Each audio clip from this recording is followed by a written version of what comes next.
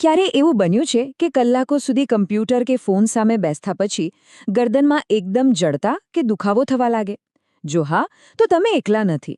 આજના ડિજિટલ યુગમાં ગરદનનો દુખાવો એટલો સામાન્ય થઈ ગયો છે કે આપણે એને અવગણવા લાગ્યા છીએ.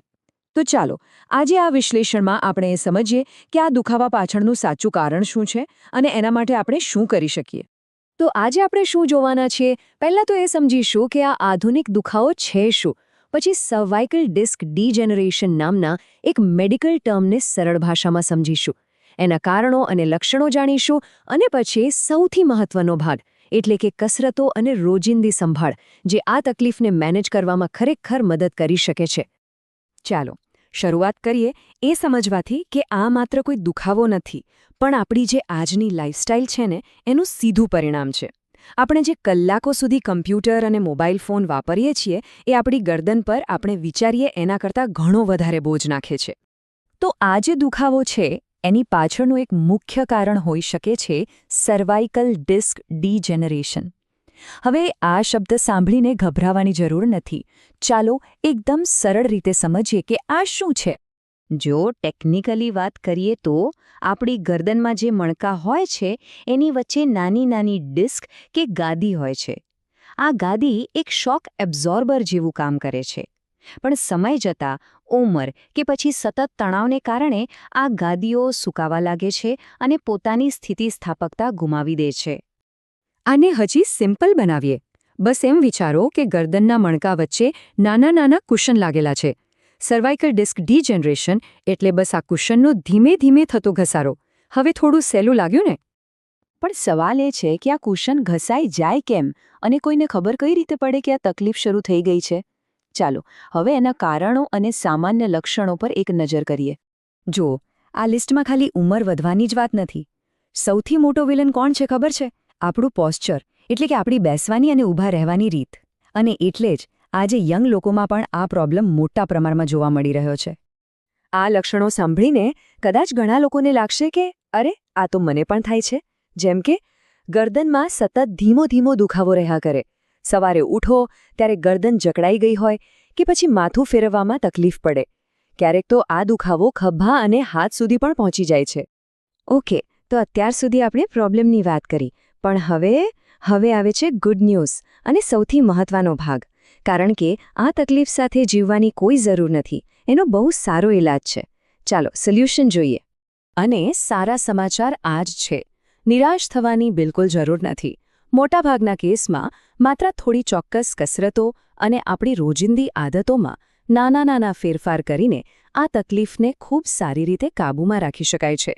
એટલે કે કંટ્રોલ આપણા હાથમાં છે. પણ કસરત આટલી અસરકારક કેમ છે? કારણ કે એ માત્ર દુખાવો નથી ઘટાડતી, એ પ્રોબ્લેમના મૂળ પર કામ કરે છે. એ ગરદનને સપોર્ટ કરતા સ્નાયુઓને મજબૂત બનાવે છે, પેલી ડિસ્ક પરનું દબાણ ઓછું કરે છે અને આપણું પોસ્ચર સુધારીને ભવિષ્યના નુકસાનને અટકાવે છે. તો ચાલો હવે વાતો નહીં, સીધા એક્શન પર આવીએ. અહીં કેટલીક એકદમ સેફ અને અસરકારક કસરતો છે.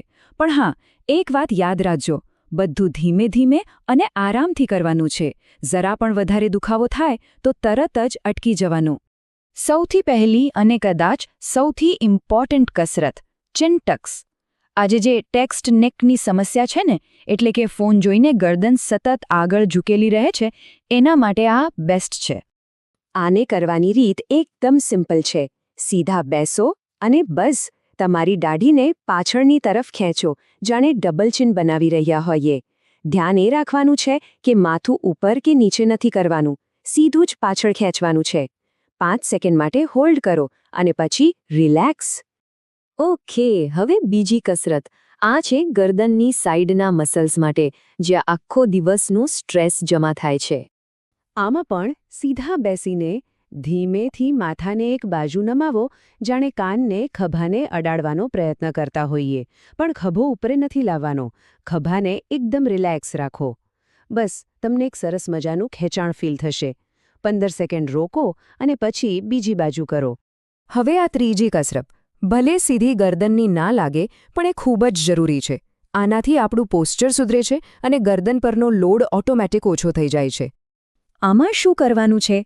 બસ સીધા બેસીને તમારી પીઠ પાછળના જે 2 ખભાના હાડકાં છે ને એને એકબીજાની નજીક લાવવાનો પ્રયત્ન કરો અને નીચેની તરફ ખેંચો, જાણે કે તમે એની વચ્ચે કોઈ પેન્સિલ પકડી હોય.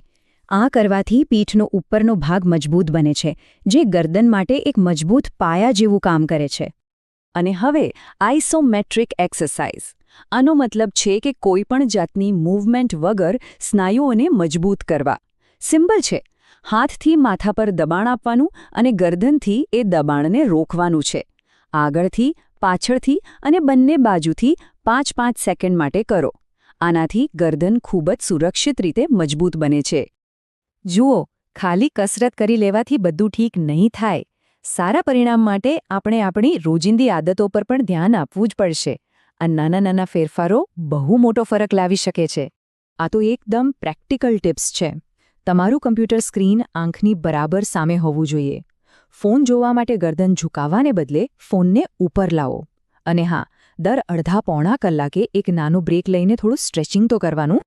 પણ એક વાત બહુ જ ગંભીરતાથી સમજવાની છે. જો તકલીફ વધારે હોય, જેમ કે હાથમાં સતત નબળાઈ લાગે, ઝણઝણાટી બંધ જ ન થાય કે ચાલવામાં બેલેન્સ ન રહે, તો પ્લીઝ આને જાતે મેનેજ કરવાની કોશિશ ન કરતા. આવા સમયે તરત જ કોઈ સારા ડૉક્ટરને મળવું ખૂબ જરૂરી છે. અને છેલ્લે, આ એક વાત, આ આખા વિશ્લેષણનો સાર છે કે એક્ટિવ રહેવું અને સાચી કસરત કરવી એ જ આપણી કરોડરજ્જુ માટે બેસ્ટ દવા છે. આપણું શરીર બેસી રહેવા માટે નથી બન્યું, હલનચલન માટે બન્યું છે. તો હવે આ બધું જાણ્યા પછી સવાલ એ જ છે કે શરૂઆત ક્યારે કરશો? કારણ કે જાણકારી ત્યારે જ શક્તિ બને છે જ્યારે એને અમલમાં મૂકાય. તો વિચારો, આજથી કઈ એક નાની આદત કે કસરત શરૂ કરી શકાય? તમારી ગરદન તમારો આભાર માનશે.